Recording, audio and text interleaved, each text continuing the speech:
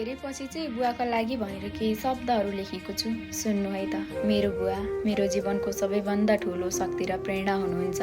सानै उमेरदेखि कति दुःख सङ्घर्ष मेहनत गरेर नि कहिले हार मान्नु भएन, केवल हाम्रो भविष्य राम्रो होस् भनेर दिनरात खट्नुभयो, केवल हाम्रा इच्छा चाहना पुरा हुन् भनेर। हजुरले आफ्ना इच्छा खुसी भन्दा पहिले सधैँ हाम्रा इच्छा र आवश्यकतालाई महत्त्व दिनुभयो, केवल हाम्रो भविष्य उज्जवल होस् भनेर।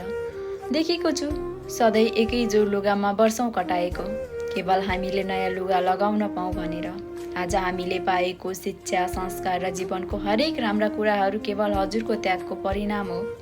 आज म जहाँ छु जे छु केवल हजुरकै कारणले छु। बुवा हजुर केवल बुवा मात्र होइन, मेरो लागि जिउँदो भगवान हुनुहुन्छ। हजुरको माया हौसला साथले नै मलाई जीवनमा अघि बढ्न सिकायो।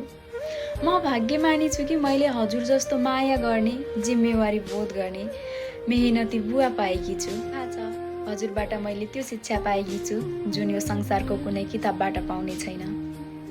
हजुर मेरो गर्व हो, हजुर मेरो संसार हो, मेरो प्यारो बुवा।